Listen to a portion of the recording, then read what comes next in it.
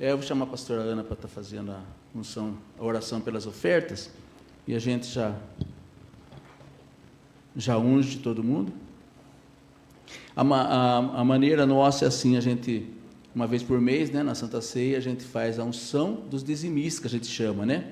Necessariamente não precisa ser dizimista nem ofertante, o nome chama isso, mas é uma unção dos trabalhadores, é uma unção para que a gente consiga trabalhar o mês todo, para que Deus esteja na nossa vida, para que a gente não fique enfermo, para que a gente não perca o emprego, para que não, sabe? Então, são coisas assim que a gente às vezes fala, em unção de dizimista, a pessoa fala, então estou fora. Não, de repente você não pode dizimar porque a sua situação está complicada. Não tem problema, Deus sabe disso. O importante é que nós queremos, né, que essa unção de Deus sobre suas mãos trabalhadoras, elas sejam colocadas, para que você tenha um mês fértil, um mês abençoado, em nome de Jesus. Senhor, meu Deus e meu Pai, em nome de Jesus, nós consagramos ao Senhor este óleo, o Senhor que irá ungir as nossas mãos, assim como nós vamos consagrar também ao Senhor os nossos dízimos, nossas ofertas, Pai, e todos os nossos desejos, nossos sonhos e planos, Pai, nós consagramos a Ti, Pai, porque tudo vem do Senhor e tudo é para o Senhor, Pai, que o Senhor derrame sobre nós da Tua graça, da Tua unção, da Tua prosperidade, em nome de Jesus, amém. Vamos contribuir, quem for contribuir já vai sendo ungido.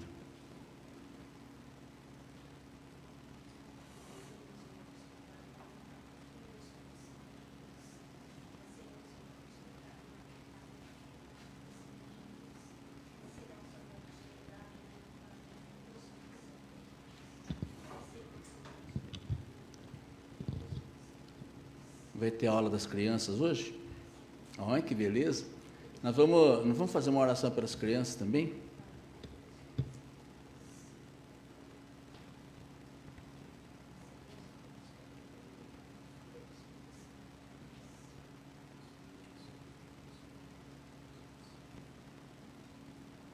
Pastor Denis, você não está fazendo nada? Vamos fazer uma oração pelas...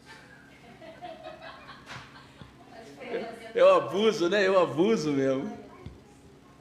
Faz uma oração rápida aí para a gente liberar a dona Meg lá com as crianças. Hoje nós temos até escolinha para as crianças, em nome de Jesus. Não sei onde você gosta de falar. Tem que Graças a paz, irmãos. Paz do Senhor, amém? Amém? Vamos orar então pelo nosso culto, pelas nossas crianças. Senhor, nós te louvamos e glorificamos o teu nome, Pai. Te agradecemos por esse momento onde nós vamos ouvir a tua palavra. E nós te pedimos que o Teu Espírito Santo nos tome de uma forma especial, para que possamos, como foi falado aqui, abrir o nosso coração para receber tudo aquilo que o Senhor tem para as nossas vidas. Nós ali estaremos ouvindo, Senhor, e queremos que o nosso coração esteja pronto para ouvir. E aqui, Senhor, o pastor que vai pregar, que a Tua graça seja sobre ele e que a Tua palavra seja ministrada de forma clara, Senhor. Nós oramos pelas nossas crianças, ó Deus, porque elas vão também receber a palavra lá, Senhor, na sala, Senhor, ó Deus, que elas sejam tocadas pelo Teu Espírito, que elas sejam instruídas pelo Teu poder, Deus. Fala conosco, fala com a Tua igreja de uma forma especial. Nós oramos em nome de Jesus. Amém.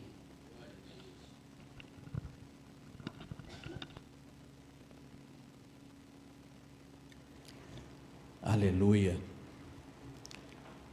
Eu quero falar com vocês hoje, está lá em Ageu, profeta Ageu, capítulo 2.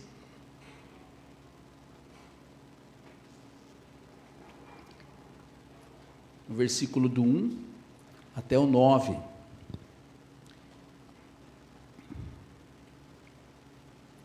Eu quero colocar hoje a glória da segunda casa. Essa semana Deus falou muito comigo sobre isso, né? Que nós, às vezes a gente pensa que segunda casa é número, segunda, terceira, quarta, né? Mas é a nova casa, né? E Deus falou muito. Lá em Ageu, capítulo 2, no versículo 1 ao 9, diz assim a palavra do Senhor: No dia 21 do 7º mês, veio a palavra do Senhor por meio do profeta Ageu.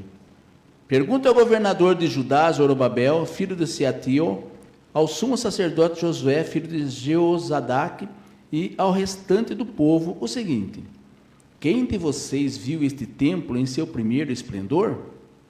comparado com ele, não é como nada o que vocês veem agora. Coragem, Zorobabel, declara o Senhor. Coragem, sumo sacerdote Josué. Coragem ao trabalho, ó povo da terra, declara o Senhor. Porque eu estou com vocês, declara o Senhor dos exércitos.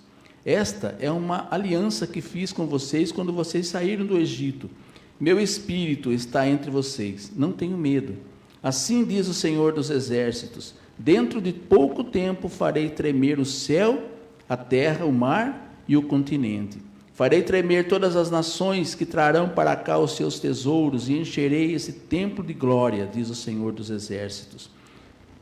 Tanto a prata quanto o ouro me pertence, declara o Senhor dos exércitos. A glória deste povo, desse novo templo, será maior do que a do antigo, diz o Senhor dos exércitos. E neste lugar estabelecerei a paz, declara o Senhor dos exércitos. Amém?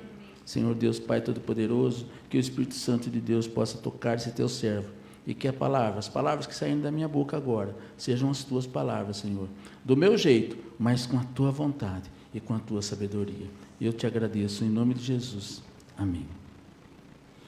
Muito bem, esse texto faz a gente meditar, né, que a glória do segundo tempo será maior, mas é preciso que nós estejamos preparados. O que foi? Nós estejamos preparados. Deus garante a glória, mas nós temos que receber, temos que estar preparados para receber. Esse livro de Ageu, ele é composto por 2 capítulos só. É um livrinho bem pequenininho, um dos menores da Bíblia, né? Mas é cheio de lição que é muito valiosa para nós, lições que vale a pena a gente ouvir, né? Nesse capítulo 2, particularmente, né, ele trata da reconstrução do templo. O que estava acontecendo? O templo já tinha começado a ser reconstruído, né? O templo foi destruído, o templo de Salomão, suntuoso, maravilhoso, uma coisa fora do comum, foi destruído. Nabucodonosor entrou lá em Jerusalém, arrebentou tudo, queimou tudo, quebrou tudo. Depois de alguns anos de exílio, ele liberou algumas pessoas para voltarem para Jerusalém, e eles voltaram, né, junto com o Zorobabel à frente, né, e eles começaram a reconstruir o templo.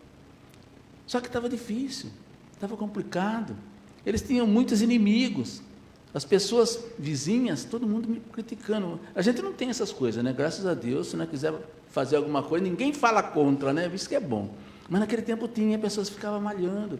Você erguer isso aí, não vai dar nada. Vocês não têm possibilidade, vocês não têm engenheiro. Salomão fez isso com muito dinheiro. Salomão era o cara, era o rei. Vocês não são nada. Quem são vocês?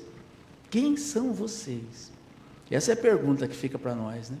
Quem são vocês? Quem somos nós? Se nós quisermos fazer alguma coisa na direção de Deus, nós não precisamos ser nada. Eles não eram nada, gente. Eles não eram nada. Mas eles tinham Deus. A princípio não. Eles desistiram, estavam desanimados, e Deus levantou Ageu e falou: Ageu, vai lá e fala para aquele povo que eu quero que eles ergam aquele templo. E eles começaram a ouvir a palavra de Ageu. E aí Deus começou a fazer promessa para eles. Deus começou a prometer coisas maravilhosas, se eles obedecessem, porque até aquele momento eles estavam com plantação estragada, eles estavam com um monte de só desgraça na vida, porque eles não estavam fazendo a obra de Deus com vontade. Eles até estavam reerguendo o templo, mas não estavam fazendo com a vontade que Deus queria que tivesse. Isso é uma palavra muito poderosa para nós, né? Muitas vezes, foi falado já aqui hoje, nós fazemos a obra, mas nós não fazemos por inteiro. A gente não se dedica, porque nós vivemos uma vida atarefada, corrida, né, 24 horas virando, trabalhando. Ninguém, não estou dizendo que não faz nada, não é isso, todo mundo trabalha muito, mas a gente trabalha demais e não consegue achar um espaço para Deus. E é o que estava acontecendo com esse povo. Eles começaram a trabalhar, ia lá fazer reconstruir o templo, mas falaram, o pessoal está lá tirando sarro da gente, querendo brigar com a gente, vamos parar, vamos lá, vamos almoçar, vamos jantar, vamos tomar café, vamos sair, vamos fazer alguma coisa. E não terminava esse templo. E Deus precisou levantar um profeta para ir lá e explicar para eles o que eles precisavam fazer, né? E ele perguntou, uma pergunta interessante, né? Quem de vocês viu esse templo no seu esplendor? Comparado com o que você vê agora, só esses escombros, não é nada parecido. Muitas vezes, né, nós saímos de uma igreja linda, maravilhosa, por algum motivo, ou talvez ela foi destruída de algum jeito, e a gente está tentando reerguer uma nova igreja. E a hora que a gente olha para aquele pedaço, aquele barraco, aquele salão, aquela sala, não se compara àquilo que a gente tinha. É tão pior. Mas, se Deus estiver ali dentro, ela vai ser melhor do que a outra. Porque a outra, se foi destruída, provavelmente é porque Deus acabou saindo fora. O templo de Salomão foi um caso desse. Era maravilhoso, eu não sei, né? Mas a gente vê, aqui em São Paulo tem uma réplica, né? Em alguns lugares aí a gente vê que o templo de Salomão foi maravilhoso, pelos desenhos que tem, e pela ordem que tem na Bíblia, e como devia ser feito, era maravilhoso. Como podia ser destruído um templo daquele? Se Deus era a residência de Deus, jamais seria destruído. Só foi destruído porque Deus já não morava mais lá. E esse novo templo era bem menor. Era um sótão, né? Era um pedacinho do outro. Mas ele, futuramente, ele ia viver, ele ia sentir Jesus entrando nele. Jesus sendo apresentado nele. Não era mais esse mesmo tempo, porque Herodes, né? Não sei exatamente qual ano foi aí, mas ele, antes do ano zero, né? Ele reconstruiu o templo, né? Ele aumentou, ficou um templo suntuoso também, muito grande. Mas não é o tamanho do templo, não é a beleza do templo, mas é a presença de Deus. Nós aqui, foi falado, nós somos poucos, nós somos pequenos, não temos nada, mas nós temos Deus. Não importa se você acha que não tem, se você lá fora, fala, mas lá não é ninguém, não tem problema, nós sentimos Deus aqui. Nós precisamos sentir isso, e nós sentimos. Se não tem Deus, não tem por que a gente estar aqui. Eu falei do templo, prédio, né? Mas também existe o templo nós. Né? Quantas vezes também, às vezes a gente se converte, novo convertido, e a gente é um templo lindo, maravilhoso, a gente quer levar todo mundo, a gente fica doido, a gente fica, meu Deus, e aí a gente começa a ficar ruim, a gente começa a expulsar o Espírito Santo do nosso coração, devagarinho, a gente vai expulsando um pouquinho um dia, um pouquinho no outro, um pouquinho no outro, e chega uma hora que esse templo é destruído também. E aí quando a gente vai renovar, depois de muitos anos, a gente tem muitas provas disso, pessoas que eram da igreja, que eram abençoados, que eram maravilhosos, que faziam, de repente ele sai, e ele vai para a droga, vai para a bebida, vai para a pornografia, vai para tudo quanto é coisa ruim, e depois de muitos e muitos anos ele volta, como esse templo que estavam reconstruindo lá, pequenininho, pedacinho.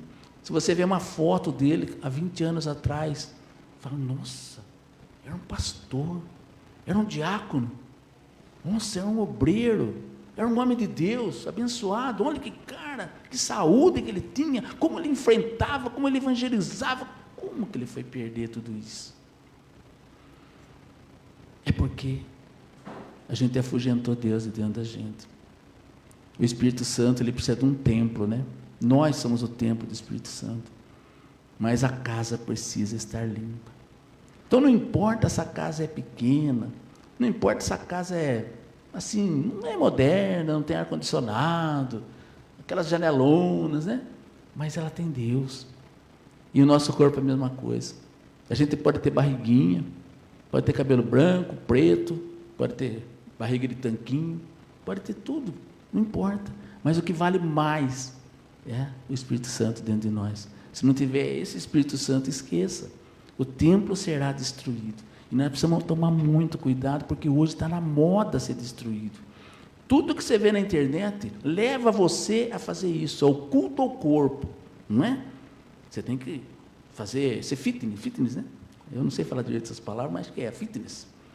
Tem que ser fitness, tem que ser, nossa, tudo enxuto. Você tem que usar o cabelo, não sei, igual não sei quem, você tem que fazer transplante, como é que é de ser? Silicone, tem que botar, né, as mulheres, né, lógico, né, nós não precisa, né, mas as mulheres, botar o silicone, senão não tem graça, a vida não tem graça, e as mulheres dão mais atenção a isso do que a Deus. E nós homens, mesma coisa, né? A maioria dos homens hoje rapando os pelos do corpo, né, das pernas, e fazendo unha, e fazendo sobrancelha, nada contra, a favor, não é isso, mas nós damos, o problema maior de tudo isso é nós darmos atenção maior a isso, do que a Deus. Não só isso, mas a tudo que nós fazemos, nós acabamos deixando esse templo, às vezes, tão bonito, tão maravilhoso, tão poderoso, vazio de Deus.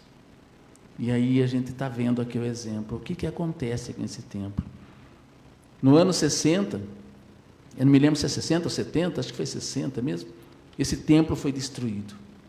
Ele foi construído, reconstruído, né, aqui nessa época. Depois Neemias veio e fez o muro da cidade, que nós já falamos semana passada, né? Fez o muro, fechou tudo, belezinha. E foi até a época de Jesus. Jesus ainda conviveu nesse templo reformado, né, mais bonito ainda. Mas depois, no ano 70, 60 ou 70, foi destruído. Roma teve uma revolta lá, Roma veio, arrebentou tudo, quebrou tudo. Não sobrou pedra sobre pedra, a não ser aquele muro das lamentações, onde nós fomos orar lá em Israel. O resto acabou tudo. Por que acabou tudo? Se vocês virem os evangelhos, Jesus falava, raça de víboras. Jesus falava dos sacerdotes e sumos sacerdotes. E o que estava acontecendo naquele templo? Já não morava mais, não era mais a morada de Deus. Por isso, gente, nós precisamos tomar muito cuidado. Quando nós deixamos de ser a morada de Deus, quando a nossa casa deixa de ser a morada de Deus, quando a nossa escola deixa de ser a morada de Deus, quando os nossos corações deixam de ser a morada de Deus, fica fácil do inimigo nos derrubar. Fica muito fácil. Porque o alicerce de tudo isso é Deus. A gente só consegue ficar de pé se for com Deus no coração. Mesmo que a gente, às vezes, sabe, perca a paciência, fique nervoso, fique chateado, brigue com o mundo. Mas Deus conhece o nosso coração. Ele sabe que por mais chateado que a gente fique, nervoso, furioso em alguns momentos, a gente não está fazendo por mal e a gente está querendo sempre agradá-lo. E a gente pede perdão e volta. O que não pode é desistir, desanimar. Falar, eu falei tal coisa, eu não vou mais. Eu fiz não sei o que, não estou... Não. Deus é bom nesse sentido. A gente, às vezes, eu fico bravo quando fico falando, as pessoas ficam falando assim, né? Deus é amor, Deus perdoa tudo, e não é bem assim que funciona, a gente sabe disso, né? Deus perdoa Ele perdoa qualquer coisa, lógico, mas a gente tem que ter uma lógica para as coisas funcionarem com Deus. Não é simplesmente a gente fazer o que a gente quiser, do jeito que a gente quiser, e Deus perdoa tudo e boa, né? Tem uma lógica que a gente não vai entrar no assunto agora. Então, às vezes, eu fico bravo com isso, mas uma coisa que Deus, Ele enxerga dentro desse templo. Eu olho para você e eu não consigo enxergar. Eu vejo o seu exterior, mas dentro do seu templo, quem enxerga é Deus. Eu posso até falar, fulano, aquele cara não presta. Ou, nossa, aquele cara é um santo homem de Deus, uma santa mulher de Deus, eu posso falar isso. E eu estou totalmente enganado, por quê? Mas Deus não vai estar enganado. Deus olha no seu coração, olha no seu e no meu, e Ele enxerga perfeitamente o que tem lá dentro. E Ele sabe. E Ele só vai ficar conosco se nós estivermos aptos, se nós estivermos limpos, se nós estivermos preparados. E essa lição do templo é uma lição muito, muito poderosa, né? Porque é viva. Não é uma coisa que a gente fala, mas está falando, não. Ela é viva. Aconteceu isso no templo de Salomão. Reviveu o templo, e eles voltaram, porque o templo de Jerusalém, gente, era a vida.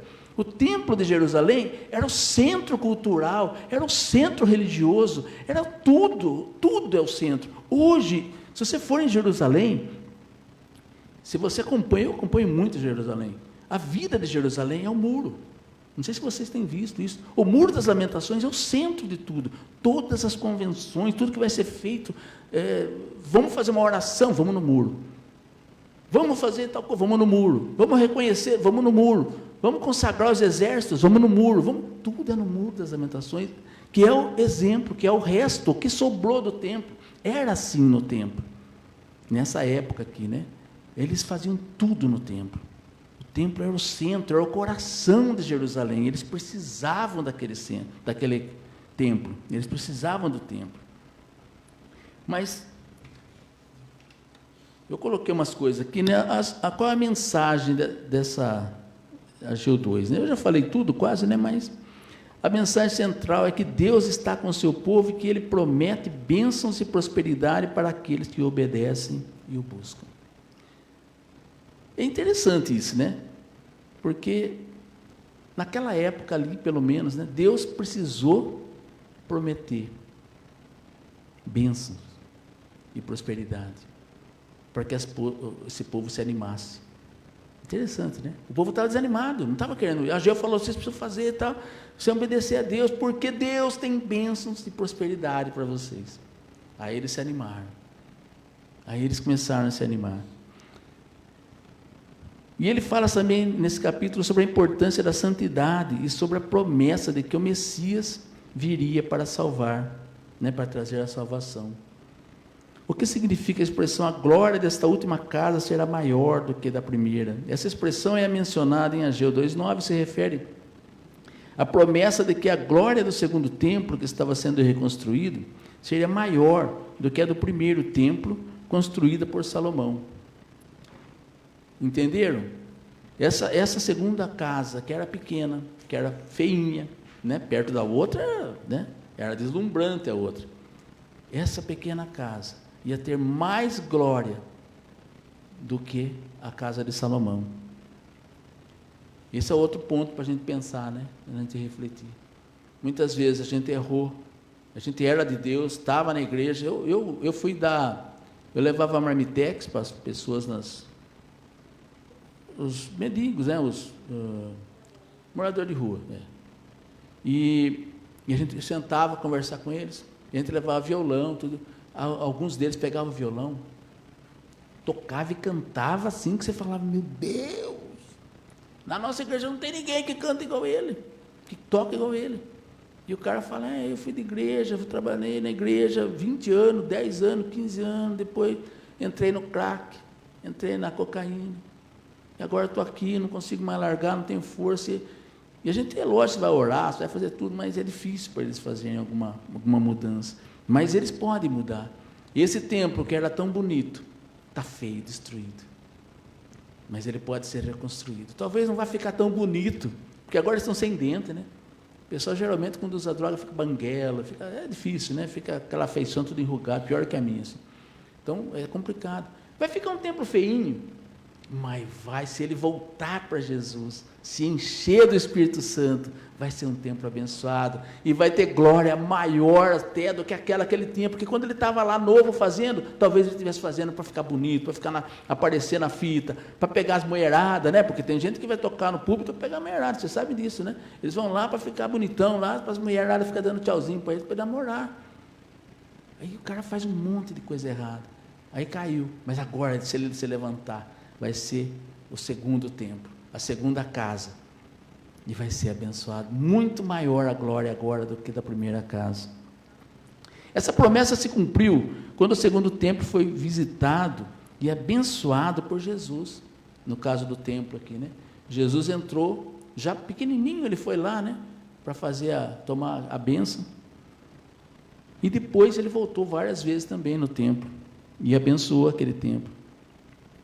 Então Ageu foi levantado para encorajar e motivar os judeus a reconstruir o templo em Jerusalém, que havia sido destruído. Ele pregou a mensagem de que Deus estava com seu povo e que eles deveriam se dedicar a reconstruir o templo, como uma forma de mostrar que eles eram fiéis a Deus, que estavam fazendo a vontade de Deus. O profeta exorta o povo a reconstruir o templo de Jerusalém e a renovar a sua fé.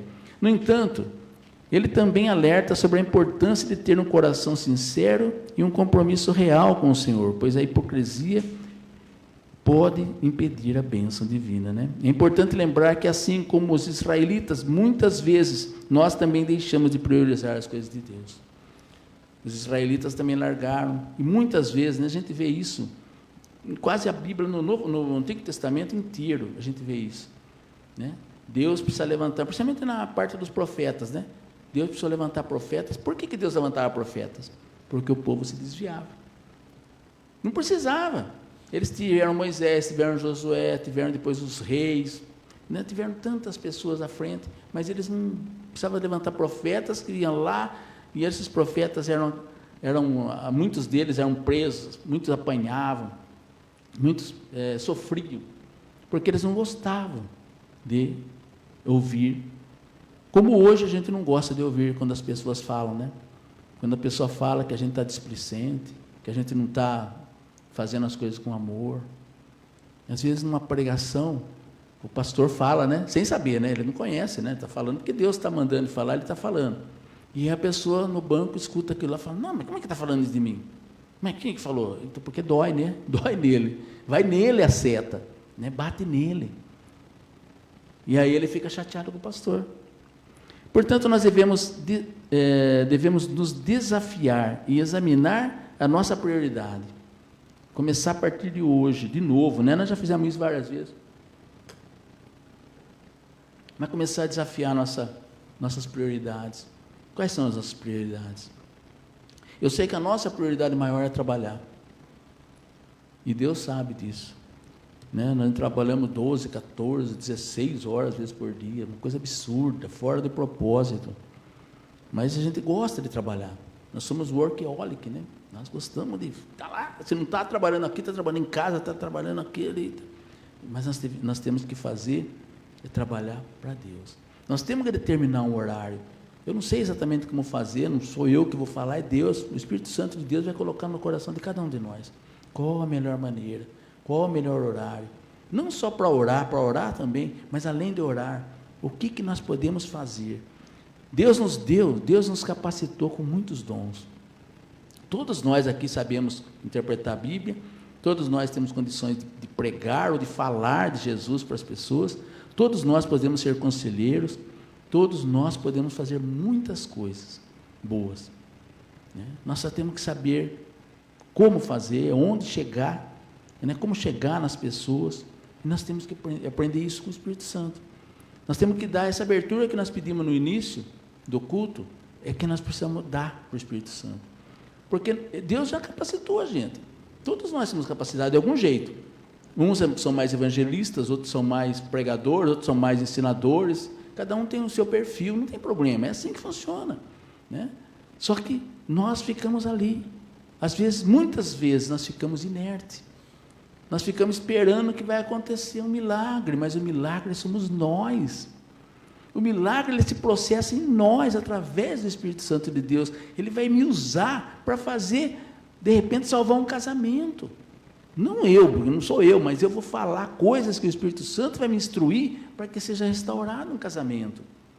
Para que seja, sei lá, ajudar numa empresa a sair de algum lugar que está ruim, que estão acontecendo coisas erradas. E coisas assim, nós podemos tirar pessoas de vícios, pessoas viciadas. Como? Não sei como. Não existe uma receita de bolo para isso. Não existe uma receita de bolo para fazer as coisas. Tudo tem que ser feito conforme a vontade de Deus. Nós já trabalhamos com casais, né, Nana? E cada vez que a gente ia num casal, a gente até pensou em fazer um livrinho, manual, sabe? Vamos fazer. Eu sou muito chegado a essas coisas, eu gosto de fazer essas coisas, né? Vamos fazer uma apostilinha, um manualzinho. Mas como? Cada lugar que ia de um jeito, cada casal era de um jeito. O Espírito Santo trata com cada um do jeito que ele acha que tem que ser tratado. Não sou eu que ligo, né? Não somos nós que falamos, vai ser assim, vai ser assado. Não, a gente tem um método, lógico, né? Um método bem amplo, e a hora que começa a abordar, é o Espírito Santo que começa a usar, né? Porque é assim, um aborda e o outro ora. Quando um está falando, o outro está orando, e assim por diante. E nós fazemos, geralmente a gente fazia, né? Agora estou meio devagar, mas a gente fazia jejum, oração antes também, para nos prepararmos, porque a gente não sabe o que tem lá na casa da pessoa. Então nós temos que estar preparados. Mas tudo isso vem através das bênçãos, né, de Deus. Deus tem que colocar nós temos que colocar a nossa vontade, que nem esses homens. Eles tinham que pegar força, porque a pedra não ia subir sozinha, eles não iam poder falar para a pedra, Espírito Santo, coloca aquela pedra lá. Eles tinham que colocar a pedra. Eles tinham que, eu não sei, eles usavam cimento, né, era só colocar as pedras, mas eram pesadas as pedras. Tinha que colocar uma em cima da outra, era alto, tinha que montar andaime, tinha que fazer um monte de coisa. Tudo era conforme a vontade de Deus, mas quem fazia era eles. É isso que eu sempre falo para nós, né? Nós temos que fazer. Quem tem que sair a campo somos nós, quem tem que enfrentar chuva, frio, quem tem que ir na casa das pessoas, quem tem que falar somos nós. Quem vai nos guiar é o Espírito Santo. O que eu vou falar? O Espírito Santo vai te guiar. Estude, lógico, né? Você prepare, ore, mas é o Espírito Santo.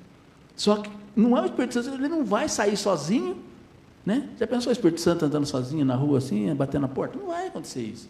Vamos ser nós que vamos fazer isso através do Espírito Santo. É por isso que nós temos que estar preparados e disponíveis. Nós até estamos preparados. Mas o que eu sinto que hoje a igreja, infelizmente, a maioria das igrejas não estão preparadas. Elas não têm tempo, elas não têm, sabe, aquele perfil de fazer as coisas. E nós precisamos começar a criar esse perfil. Eu não sei como, mas eu estou orando muito a Deus, pedindo a Deus que nos dê isso. Agora ele trouxe o pastor Denis conosco aqui. Quem sabe, né, a gente consegue junto pensar numa estratégia, num jeito de chegar nas pessoas. Nós precisamos mostrar a salvação para as pessoas. O caminho, a porta é Jesus, mas a gente pode pelo menos mostrar a setinha, né? Sabe aquela seta assim? Né? Salvação. Setinha para lá, assim. A gente pode mostrar para as pessoas isso aí. Nós não estamos fazendo nem isso. Então, que nós consigamos fazer isso. E que a gente consiga realmente ter a glória do segundo tempo, né? A igreja perfeita adora a Deus em espírito e verdade e continua firme, né? Lá em Atos 2,42, ele fala assim: eles se dedicavam ao ensino dos apóstolos e à comunhão, ao partir do pão e as orações. Os apóstolos faziam tudo isso, né? Então, em Ageu 2,9, a profecia é de que a glória desta casa, dessa última casa, será maior que a da primeira. E nesse lugar, ele vai dar paz, diz o Senhor dos Exércitos. E nós precisamos de paz, né? Muitas vezes nós estamos com o espírito guerreiro, nós estamos com o espírito pedindo guerra, querendo briga, querendo luta, mas Deus quer nos dar paz agora. Você quer ver essa profecia na sua vida? Vocês querem essa profecia na vida de vocês? Eu quero na minha. Então pare de olhar para o passado, né? Eu sou um cara que olha muito para o passado, infelizmente, sabe? Fala, sabe, não tinha uma igreja assim, não tinha uma escola assim, não tinha uma casa assim, não tinha, acabou. Já foi, já passou. Serve para a gente tirar as coisas boas e ruins de lá, né? Como lição, mas não vale mais. O que vale é o que nós vamos ter amanhã. Porque até hoje já foi, domingo já foi. O culto está acabando. Acabou. Entende? É amanhã. E amanhã nós já temos que pensar depois da manhã, e viver, e viver, e viver. E viver bem. E viver em paz. Concluindo, né, que a glória do segundo templo foi muito maior que a do primeiro, e o real motivo disso é que Jesus estava naquele segundo templo. Entende? E a hora que ele já não entrou mais, ele foi destruído. E no nosso templo, se nós quisermos que ele se mantenha, nós temos que manter Jesus dentro de nós, todo o tempo da nossa vida. E não esquecer disso, né? Porque as coisas, elas são muito rápidas, e muda muito rápido as coisas. Então nós temos que tomar muito cuidado, né? Se o templo estiver vazio, se o templo não estiver sujo, né? Estiver sujo, não estiver agradando ao Senhor, ele não vai morar no templo. Nós somos templo do Espírito Santo. Então que o nosso coração seja limpo, que nós consigamos, né, transformar a nossa vida. Nós oramos tanto hoje, e nós oramos sempre pedindo o Espírito Santo. Então que ele realmente se abata sobre nós, tome conta de nós e faça a vontade de Deus em nós. Porque nós sozinhos não temos forças para fazer, gente. É complicado falar isso, mas é verdade. Vocês podem ver os discípulos, enquanto eles estavam sozinhos, o que aconteceu quando prenderam Jesus? Fugiam para cá, um para lá, um para cá, para lá. A hora que o Espírito Santo se abateu sobre eles, se uniram, se juntaram e começaram a falar. Não precisou nem Jesus falar nada para eles. Eles começaram, Jesus já tinha subido na época, né? Mas eles, através do Espírito Santo, eles começaram a pregar em cidade, viajar, fazer tudo o que precisava. É por isso que eu falo, nós precisamos que o Espírito Santo se abata sobre nós, para que nós possamos fazer a vontade do Pai. Então, libere o seu coração agora, para que o Espírito Santo possa tomar posse, para que ele possa morar aqui dentro. Tire todas aquelas coisas ruins que não prestam, que não vale nada, e deixa o Espírito Santo tomar conta. Vocês querem voltar? Pode voltar. Nós estamos terminando, já vamos servir a ceia. Tá bom? Amém, gente? Vamos servir a Santa Ceia, então? Quero pedir a pastora Ana para estar aqui à frente comigo.